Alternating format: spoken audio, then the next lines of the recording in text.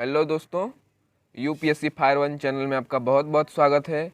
और आज हम लोग कवर करने वाले हैं मॉडर्न हिस्ट्री के एक बहुत ही महत्वपूर्ण टॉपिक को, जिसका नाम है भारतीय राष्ट्रीय कांग्रेस।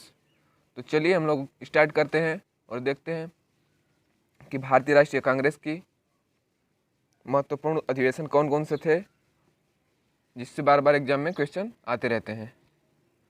तो हम लोग देखेंगे सबसे पहले भारतीय राष्ट्रीय कांग्रेस की स्थापना कब हुई थी। तो दोस्तों, भारतीय राष्ट्रीय कांग्रेस की स्थापना सन 1885 ईस्वी में हुई थी, जिसको करने वाले थे एलन ऑक्टेवियन ह्यूम। ये एक अंग्रेज थे और स्कॉटलैंड के निवासी थे। आगे हम देखेंगे इनको भारतीय राष्ट्रीय कांग्रेस का पिता भी कहा जाता है। आपको बता दें कि जब भारतीय राष्ट्रीय कांग्रेस की स्थापना हुई थी तो उस टाइम भारतीय राष्ट्रीय कांग्रेस का नाम भारतीय राष्ट्रीय कांग्रेस न होकर भारतीय राष्ट्रीय संघ था, जो कि बाद में दादा भाई नौरोजी के सिफारिश पे इसका नाम बदलकर भारतीय राष्ट्रीय कांग्रेस किया गया। आगे हम लोग देखेंगे कि जब भारतीय राष्ट्रीय कांग्रेस की स्थापना होती है तो उस टाइम भारत में वायसराय कौन था। तो उस टाइम भारत के वायसराय थे लॉर्ड डफरिन, जिनका शासन पीरियड रहा 1884 ईस्वी से 1888 ईस्वी तक। और एक बात और बता दें कि कांग्रेस को डफरिन के दिमाग की उपज बोली जाती है, क्योंकि सबसे पहले कांग्रेस की स्थापना का विचार लॉर्ड डफरिन के ही दिमाग में आया था। हालांकि ये माना जाता है कि कांग्रेस की स्थापना A.O. ह्यूम ने की थी, लेकिन कोई भी संस्था को कोई अकेले नहीं बना सकता, उसके पीछे किसी न किसी का हाथ होता है। तो उसके संस्थापक सदस्यों में और नाम आता है दिनसा वाचा का और दादा भाई नौरोजी जी का, जिनको कि वयोवृद्ध पुरुष भी कहते हैं। आगे हम लोग देखेंगे कांग्रेस के प्रथम अधिवेशन, जो कि 28 दिसंबर 1885 ईस्वी को हुआ। और इस टाइम इस अधिवेशन में मात्र 72 प्रतिनिधियों ने प्रतिभाग किया था, यानी कि हिस्सा लिया था। यह अधिवेशन सबसे पहले पुणे में होना निर्धारित किया गया था, लेकिन वहाँ पे प्लेग फैल जाने के कारण ये वहाँ से निरस्त कर दिया गया। और उसी वर्ष ये अधिवेशन मुंबई के गोकुलदास तेज प्रताप संस्कृत विद्यालय में किया गया। अब एक क्वेश्चन भी बार बार पूछा जाता है कि भारतीय राष्ट्रीय कांग्रेस के प्रथम अध्यक्ष कौन थे। तो भारतीय राष्ट्रीय कांग्रेस के प्रथम अध्यक्ष व्योमेश चंद्र बनर्जी जी थे, जो कि प्रथम हिंदू अध्यक्ष भी रहे। A.O. ह्यूम को भारतीय राष्ट्रीय कांग्रेस का प्रथम महासचिव भी चुना गया।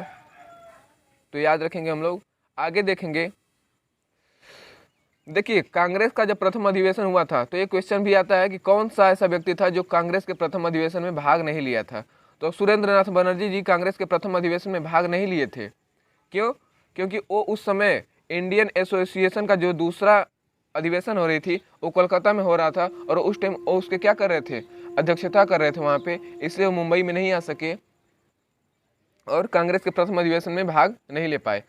यही सुरेंद्र नाथ बनर्जी, जो इंडियन एसोसिएशन के संस्थापक थे, इसका कांग्रेस के अगले अधिवेशन यानी कि दूसरे अधिवेशन 1886 में आके विलय कर देते हैं कांग्रेस में, और कांग्रेस में हिस्सा लेते हैं। अब कांग्रेस का दूसरा अधिवेशन 1886 ईस्वी में हुआ, जो कि कोलकाता में हुआ था, और इसके अध्यक्ष रहे दादा भाई नौरोजी जी। दादा भाई नौरोजी जी ऐसे प्रथम व्यक्ति भी बने जो कि एक पारसी थे। इसी बैठक में इंडियन एसोसिएशन का कांग्रेस में विलय कर दिया गया। जैसा कि मैंने पहले ही बताया कि इंडियन एसोसिएशन जिसकी स्थापना सुरेंद्र नाथ बनर्जी जी ने की थी, उसका विलय कांग्रेस के दूसरे अधिवेशन में कांग्रेस के साथ कर दिया जाता है। इस तरह कांग्रेस के प्रतिनिधियों की संख्या अब बढ़ गई, पहले 72 थी, अब 434 हो जाती है। दादा भाई नौरोजी जी भारतीय राष्ट्रीय कांग्रेस के 3 बार अध्यक्ष चुने गए। पहली बार वो 1886 ईस्वी में कांग्रेस के अध्यक्ष चुने गए, दूसरी बार 1893 और तीसरी बार 1906 ईस्वी में। कांग्रेस का तीसरा अधिवेशन ये 1887 ईस्वी में हुआ और इसका स्थान रहा मद्रास। कांग्रेस के तीसरे अधिवेशन यानी कि 1887 में जो मद्रास में हुआ था, उसकी अध्यक्षता बदरुद्दीन तैयब जी ने की थी, जो कि प्रथम मुस्लिम अध्यक्ष रहे। यानी कि भारतीय राष्ट्रीय कांग्रेस की अध्यक्षता करने वाले प्रथम मुस्लिम व्यक्ति कौन थे, तो बदरुद्दीन तैयब जी।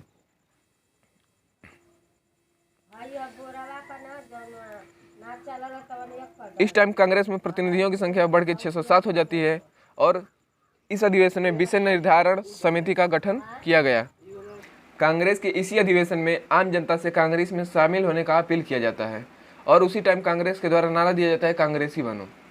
तो ये भी क्वेश्चन पूछा जाता है कि कांग्रेसी बनो का नारा किस अधिवेशन में दिया गया था, तो कांग्रेस के तीसरे अधिवेशन में, यानी कि 1887 ईस्वी में। आगे हम लोग देखेंगे कि प्रथम बार भारतीय भाषाओं में भाषण किस अधिवेशन में दिया गया, तो कांग्रेस के तीसरे अधिवेशन यानी कि मद्रास वाले अधिवेशन में, जो कि 1887 ईस्वी में हुआ था। कांग्रेस का चौथा अधिवेशन, इसका टाइम रहा 1888 ईस्वी और इसका स्थान रहा इलाहाबाद। देखिए कांग्रेस के पहले, दूसरे, तीसरे और चौथे अधिवेशन बहुत इंपॉर्टेंट हो जाते हैं क्योंकि इससे बार बार क्वेश्चन पूछे जाते हैं। तो कांग्रेस का पहला, दूसरा, तीसरा और चौथा अधिवेशन बहुत ही इंपॉर्टेंट है। इसको आप लोग याद रखिएगा कि इसका स्थान कहाँ है, इसकी अध्यक्षता किसने की है और इसका टाइम पीरियड क्या है। कांग्रेस का चौथा अधिवेशन जो कि इलाहाबाद में हुआ, इसकी अध्यक्षता जॉर्ज यूल ने की थी, जो कि प्रथम ऐसे अंग्रेज बने जो कि भारतीय राष्ट्रीय कांग्रेस के अध्यक्ष हुए। इसी अधिवेशन में लाला लाजपत राय प्रथम बार शामिल हुए और हिंदी में भाषण दिया। ये भी क्वेश्चन आता है कि प्रथम बार हिंदी में भाषण किसने दिया था भारतीय राष्ट्रीय कांग्रेस के अधिवेशन में, तो लाला लाजपत राय जी ने। किस अधिवेशन में, तो कांग्रेस के चौथे अधिवेशन जो कि इलाहाबाद में हुआ था, जिसकी अध्यक्षता किसने की थी, जॉर्ज यूल, जो कि प्रथम अंग्रेज अध्यक्ष थे। देखिए कांग्रेस, हालांकि लॉर्ड डफरिन के दिमाग की उपज बोली जाती है, लेकिन शुरुआत में तो चाहता था डफरिन कि कांग्रेस की स्थापना हो और उसने इसमें सहयोग भी दिया, लेकिन आगे चल के जब यही कांग्रेस भारतीयों के लिए प्रशासन में हिस्सेदारी की मांग करने लगती है और अलग अलग नियम कानूनों की मांग करने लगती है ताकि भारतीयों को शासन में भागीदारी मिल सके और भारतीयों का जीवन स्तर उठ सके, तो डफरिन को ये बात गलत लगती है और तभी उसने कांग्रेस पर टिप्पणी की कि यह जनता के उस वर्ग का प्रतिनिधित्व कर रहे, यह जनता के उस वर्ग का प्रतिनिधित्व कर रही है जिसकी संख्या अत्यंत ही सूक्ष्म है। आगे देखेंगे हम लोग कांग्रेस का पांचवा अधिवेशन जो कि 1889 ईस्वी में हुआ था। इसका स्थान रहा मुंबई और इसके अध्यक्ष थे विलियम बेडर बर्न। कांग्रेस का पांचवा अधिवेशन मुंबई में हुआ और इसके अध्यक्ष रहे विलियम बेडर बर्न। देखिए कांग्रेस का हर अधिवेशन एक एक साल पे हो रहा है। इसी अधिवेशन में पहली बार महिलाओं ने भी हिस्सा लिया, तो एक अधिवेशन इसीलिए इम्पोर्टेंट हो जाता है क्योंकि इसमें पहली बार महिलाओं ने भी हिस्सा लिया। इससे पहले महिलाएं कांग्रेस के अधिवेशन में हिस्सा नहीं ले रही थी।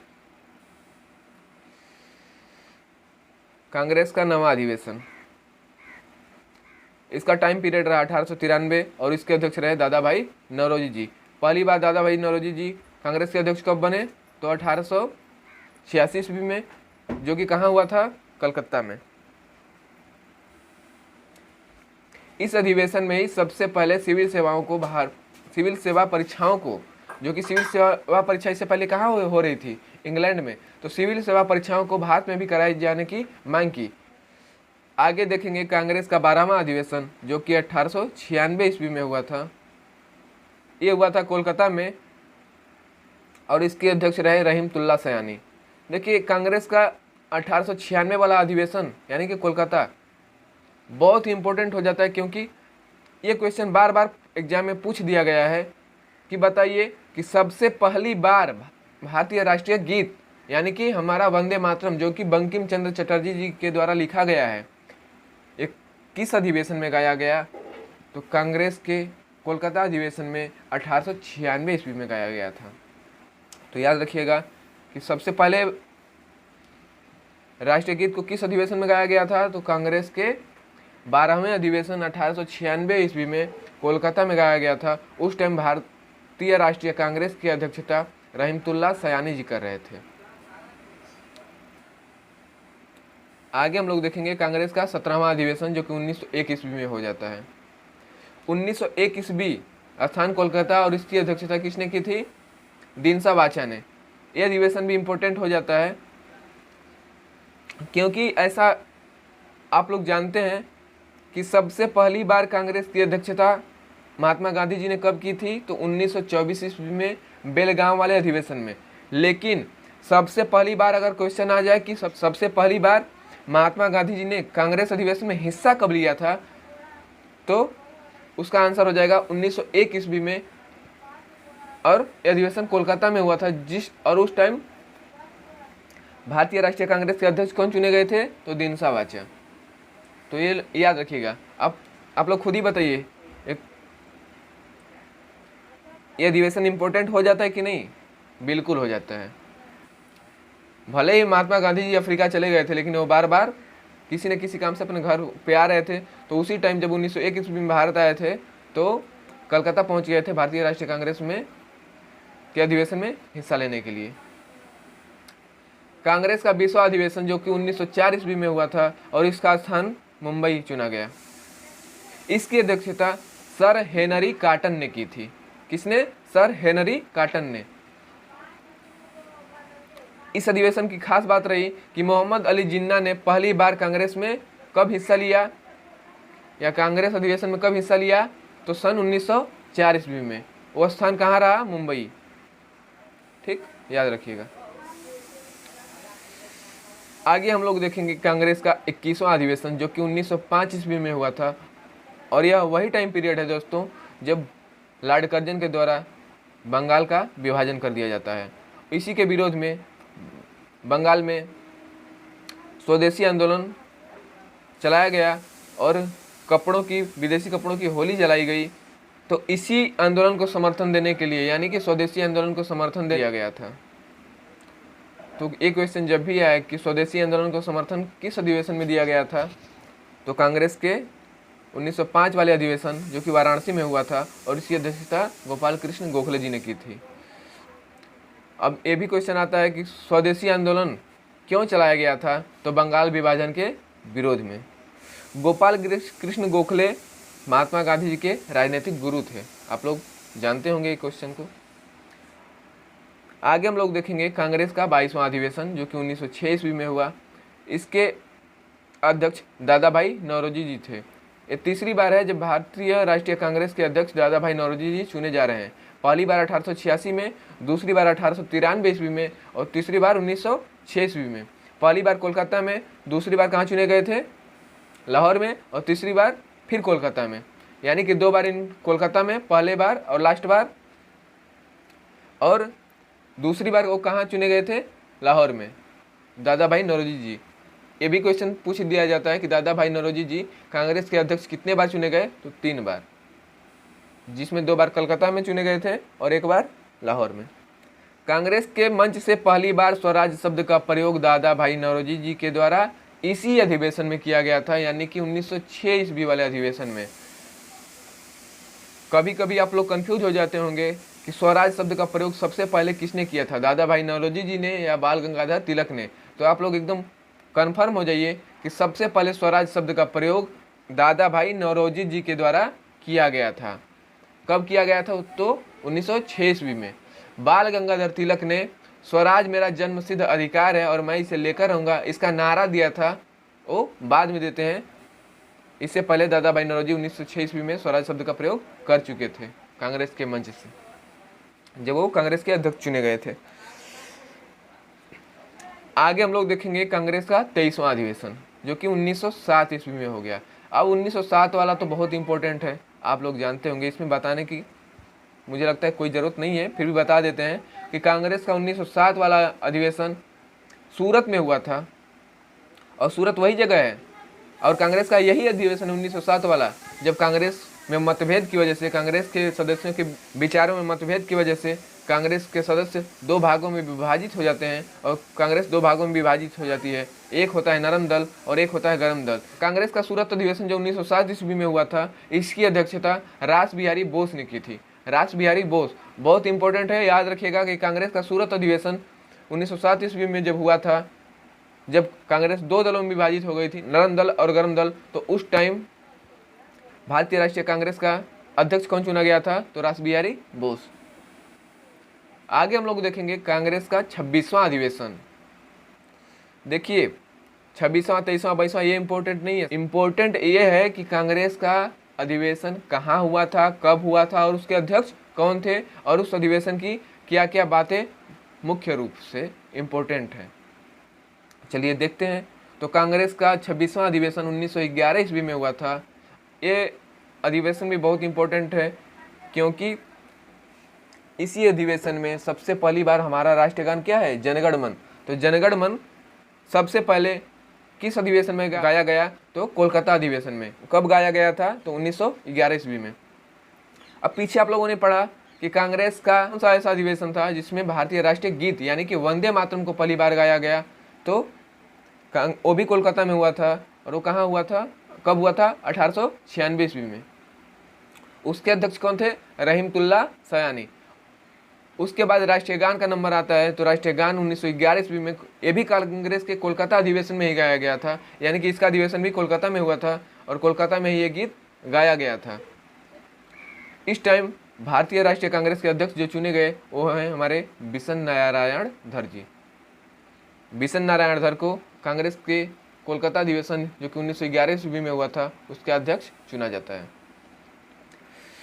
पहली बार बार पूछा जाता है कि पहली बार राष्ट्रीय गान जनगण मन को किस पत्रिका प्रकाशित किया गया था, तो तत्वबोधिनी नामक पत्रिका में सर्वप्रथम राष्ट्रीय गान का प्रकाशन किया गया। कब किया गया था, सन 1912 ईस्वी में किया गया था।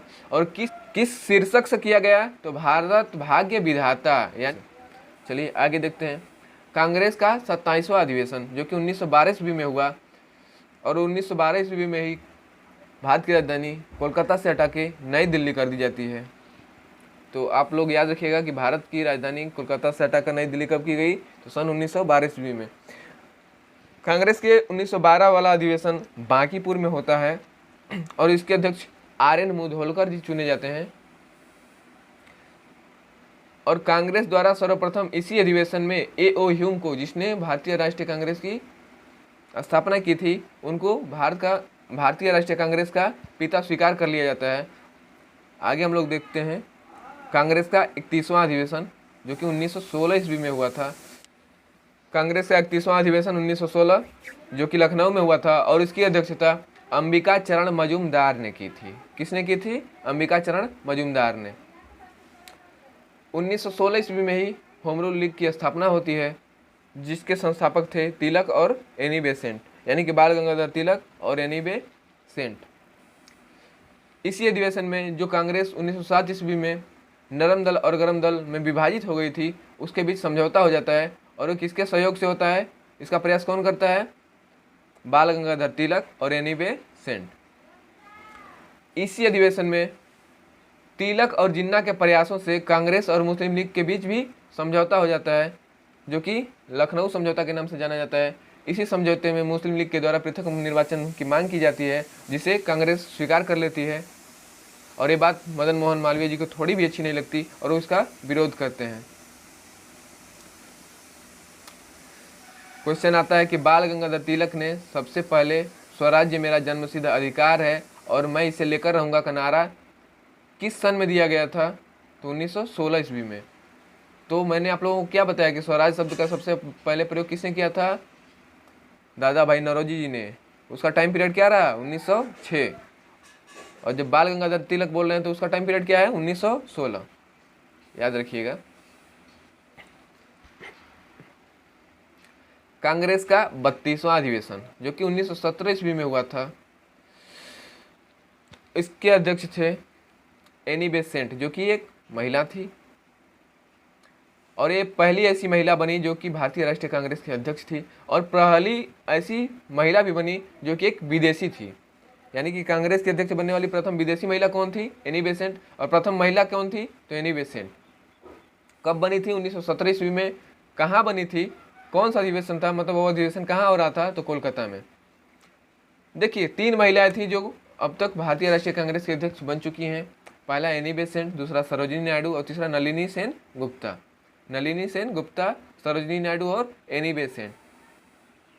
अब याद कैसे रखेंगे, देखिए ये तीनों महिलाएं 8-8 साल बाद बन रही हैं। 1917 में एनी बेसेंट जी बन रही हैं भारतीय राष्ट्रीय कांग्रेस के अध्यक्ष।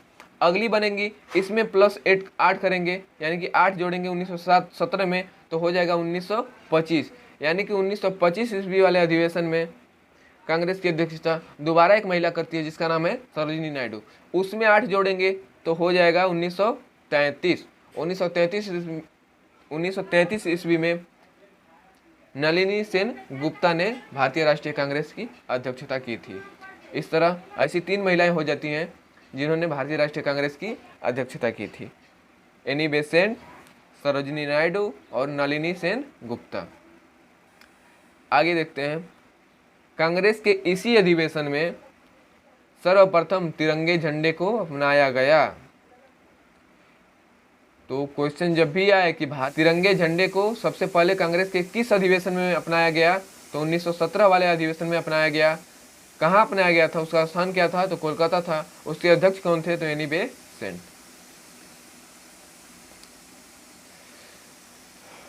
आगे देखेंगे, कांग्रेस का 33वां अधिवेशन जो कि 1918 ईस्वी में हुआ था, ये दिल्ली में होता है। ये पहला अधिवेशन ऐसा आया कि जो दिल्ली में हो रहा है। तो कांग्रेस का 33वां अधिवेशन कहाँ हुआ, दिल्ली में। कब हुआ था, 1918 ईस्वी में।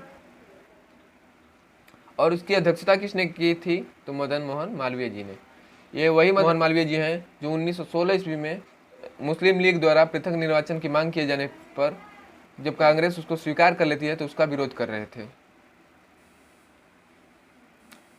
कांग्रेस के इसी अधिवेशन यानी कि 33वें अधिवेशन में ही जो दिल्ली में हुआ था, सबसे पहले मौलिक अधिकारों का प्रस्ताव रखा गया। यानी कि सबसे पहले मौलिक अधिकारों के विषय में अगर मांग पूछा जाए कि कब की गई थी, किस अधिवेशन में की गई थी, तो कांग्रेस के 33वें अधिवेशन में की गई थी। ठीक, और वो कहाँ की गई थी, तो दिल्ली में।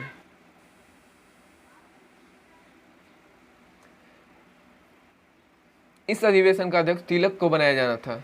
यहाँ पे मिस प्रिंट हो गया, किस, यहाँ पे होगा इस अधिवेशन का अध्यक्ष बाल गंगाधर तिलक को चुना जाना था, लेकिन उनकी अनुपस्थिति हो जाने के कारण, यानी कि किसी कारणवश वो अनुपस्थित रहे, और इसका अध्यक्ष किसको चुना गया, मदन मोहन मालवीय जी को। कांग्रेस का 35वां अधिवेशन 1920 ये नागपुर में हुआ और इसकी अध्यक्षता वीर राघवाचारी जी ने की थी।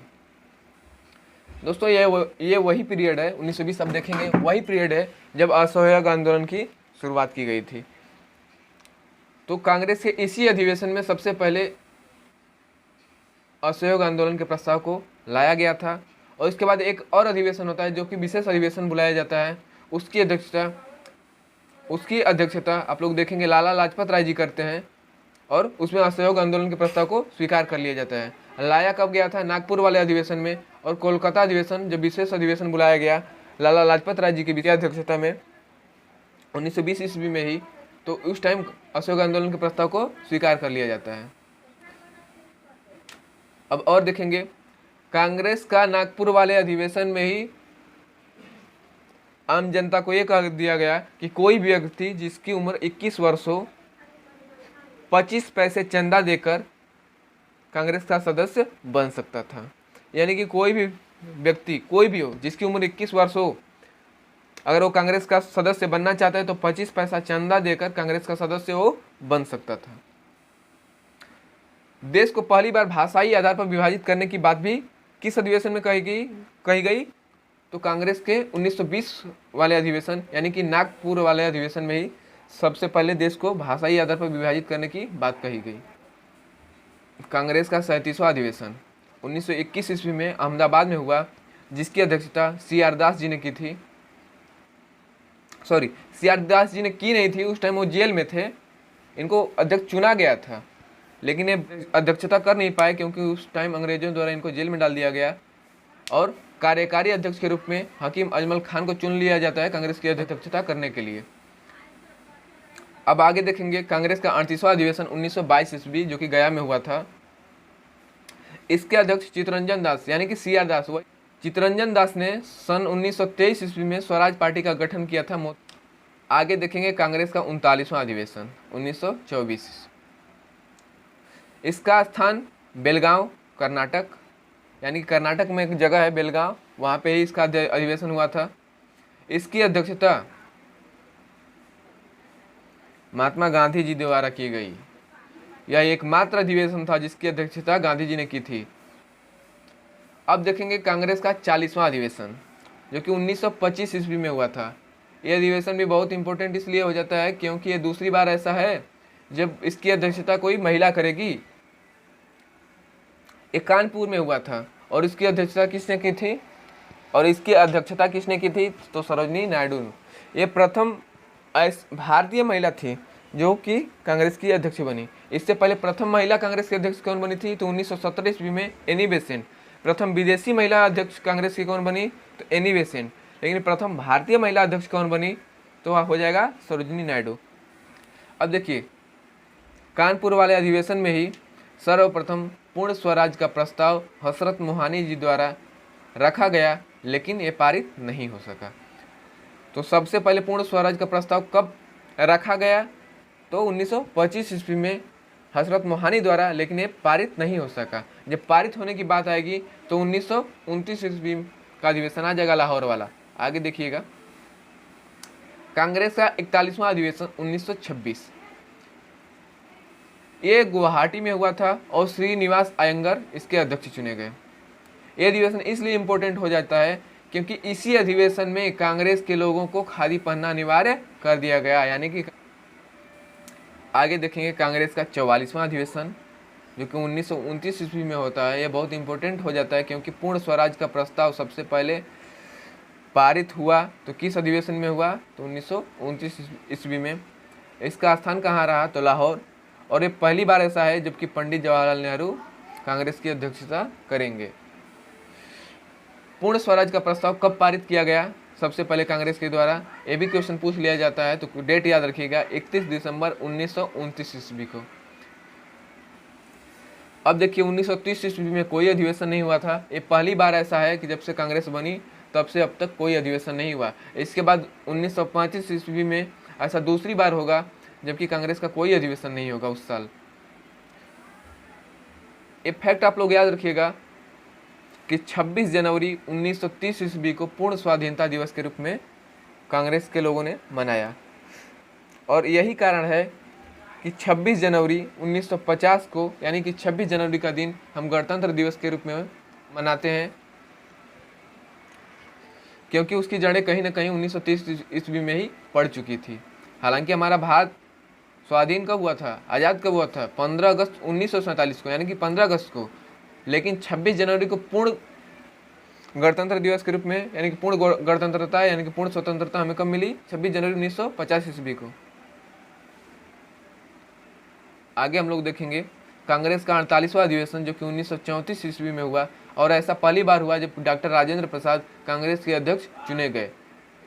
इसका स्थान रहा मुंबई, यानी कि सबसे पहले भारतीय राष्ट्रीय कांग्रेस के अध्यक्ष राजेंद्र प्रसाद कब चुने गए थे? तो 1934 ईस्वी में। कहाँ चुने गए थे, यानी कि वो अधिवेशन कहाँ हुआ था? तो मुंबई में। इसी अधिवेशन में दोस्तों देखिएगा, अखिल भारतीय खादी ग्रामोद्योग की स्थापना होती है और इसका अध्यक्ष महात्मा गांधी जी को बनाया जाता है। और एक और संघ बनाया जाता है जिसका नाम है अखिल भारतीय चरखा संघ।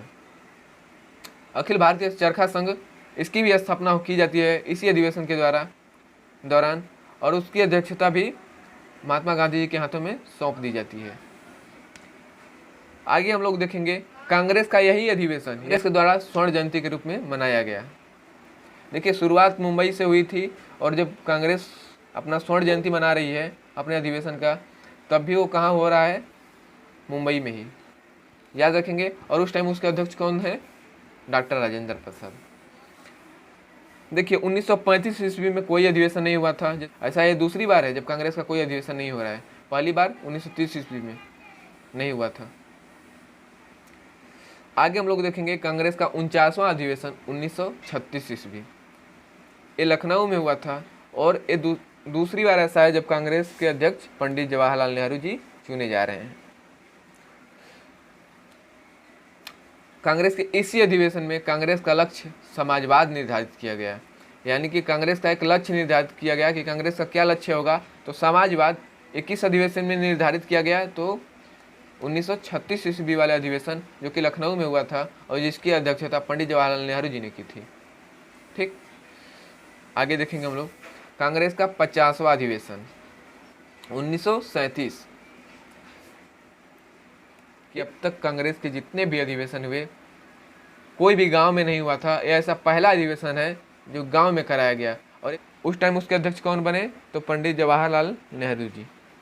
ऐसा इसलिए क्यों किया गया, क्योंकि कांग्रेस की पहुंच अब गांवों तक भी बनाने की सोच रहे थे। कांग्रेस के जो अध्यक्ष थे या जो भी उस टाइम नेता थे, वो लोग चाह रहे थे कि कांग्रेस का जड़ गांवों तक भी पहुंचे, और कांग्रेस देश की सबसे बड़ी संस्था तो थी ही, और बड़ी संस्था बन के उभरे। तो याद रखिएगा कि कांग्रेस का पहला अधिवेशन जो गांव में हुआ फैजपुर बंगाल, ठीक, और ये हुआ था 1937 ईस्वी में। आगे हम लोग देखेंगे कांग्रेस का 51वां अधिवेशन 1938 ईस्वी में हुआ। ये हरिपुरा में हुआ था। ये भी बहुत इंपॉर्टेंट है क्योंकि पूछ लिया जाता है कि सबसे पहली बार जब सुभाष चंद्र बोस जी अध्यक्ष बने तो अधिवेशन कहाँ किया गया था, तो हरिपुरा में। यानी कि कांग्रेस के हरिपुरा अधिवेशन की अध्यक्षता किसने की थी, तो सुभाष चंद्र बोस ने। कब की थी, तो 1938 ईस्वी में। इसी अधिवेशन के दौरान पंडित जवाहरलाल नेहरू द्वारा राष्ट्रीय योजना समिति का गठन किया जाता है और उसका अध्यक्ष उन्हीं को बना दिया जाता है, जवाहरलाल नेहरू के द्वारा ही, जवाहरलाल नेहरू को ही। इसी अधिवेशन में बोस द्वारा रोमन लिपि को लागू किए जाने की वकालत की गई। कांग्रेस का 52वां अधिवेशन 1939 ईस्वी।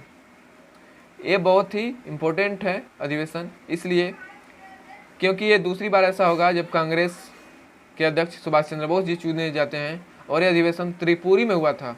ये क्वेश्चन आता है कि कांग्रेस का त्रिपुरी अधिवेशन कब हुआ था, तो 1939 ईस्वी में। और त्रिपुरी कहाँ है, तो मध्य प्रदेश में। और कांग्रेस का त्रिपुरी अधिवेशन की अध्यक्षता किसने की थी, तो सुभाष चंद्र बोस ने। सुभाष चंद्र बोस ने अपने विरोधी पट्टाभी सीतारामैया को हराकर कांग्रेस के अध्यक्ष बने थे। हालांकि ये बात गांधी जी को रास नहीं आई और गांधी जी से विवाद हो गया, और गांधी जी की चूँकि सुभाष चंद्र बोस जी बहुत इज्जत करते थे, इसलिए उनसे विवाद होने की स्थिति में उन्होंने इस्तीफा दे दिया और खुद से जाके अपना एक फॉरवर्ड ब्लॉक बनाया 1940 ईस्वी में। यानी कि फॉरवर्ड ब्लॉक की स्थापना किसने की थी, तो सुभाष चंद्र बोस जी ने। और ये याद रखिएगा कि कब की थी, तो 1940 ईस्वी में। और जब सुभाष चंद्र बोस जी अपना इस्तीफा दे देते हैं तो उस टाइम कांग्रेस का अध्यक्ष किसे चुना गया, तो पट्टाभी सीतारामैया को नहीं चुना जाता है, और डॉक्टर राजेंद्र प्रसाद जी को कांग्रेस का अध्यक्ष बना दिया जाता है। आगे हम लोग देखेंगे 1940 से 45 तक कोई अधिवेशन नहीं हुआ कांग्रेस का, और उनका एकमात्र अध्यक्ष चुन लिया जाता है मौलाना अबुल कलाम आज़ाद जी को। ये भारत पहले व्यक्ति बने जो भारतीय राष्ट्रीय कांग्रेस के कम उम्र के अध्यक्ष के व्यक्ति रहे। यानी कि सबसे कम उम्र में भारतीय राष्ट्रीय कांग्रेस की अध्यक्षता करने वाले व्यक्ति कौन है, तो मौलाना अबुल कलाम आज़ाद। और इसके साथ साथ ही ये सबसे लंबे समय तक, यानी कि सबसे ज़्यादा समय तक कांग्रेस की अध्यक्षता करने वाले भी प्रथम व्यक्ति बन गए।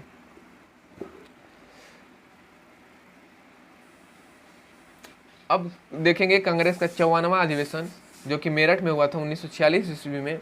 इसके अध्यक्ष जेबी कृपलानी जी थे, और जेबी कृपलानी आप लोगों को याद होगा कि ऐसे पहले व्यक्ति हैं जो लोकसभा के प्रथम अध्यक्ष थे।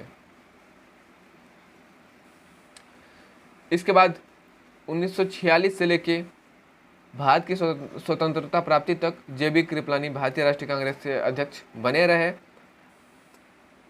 आगे हम लोग देखेंगे कांग्रेस का 56वां अधिवेशन 1948 ईस्वी। ये जयपुर में हुआ था। हालांकि इससे पहले बीच में पंडित जवाहरलाल नेहरू जी एक बार अध्यक्षता करते हैं कांग्रेस की जेबी कृपलानी के बाद, और उसके बाद 1948 ईस्वी में जयपुर में जब अधिवेशन होता है कांग्रेस का, तो उसके अध्यक्ष पट्टाभी सीतारामैया जी चुन लिए जाते हैं। ये पहली बार कांग्रेस के अध्यक्ष चुने गए। हालांकि इन्होंने पहले प्रयास किया था 1939 ईस्वी में, लेकिन सुभाष चंद्र बोस जी इनको हरा देते हैं और ये जीत नहीं पाते हैं, और सुभाष चंद्र बोस जी उस टाइम कांग्रेस के त्रिपुरी अधिवेशन के अध्यक्ष चुन लिए जाते हैं 1939 ईस्वी में। उसके बाद पट्टाभी सीतारामैया कांग्रेस के अध्यक्ष बनते हैं, लेकिन 1948 ईस्वी में बनते हैं। अगर आप लोगों ने मेरे चैनल को सब्सक्राइब नहीं किया है तो सब्सक्राइब कर दीजिएगा और बेल आइकन को भी दबा दीजिएगा ताकि ऐसे वीडियो आप लोगों को बार बार मिलते रहें। धन्यवाद।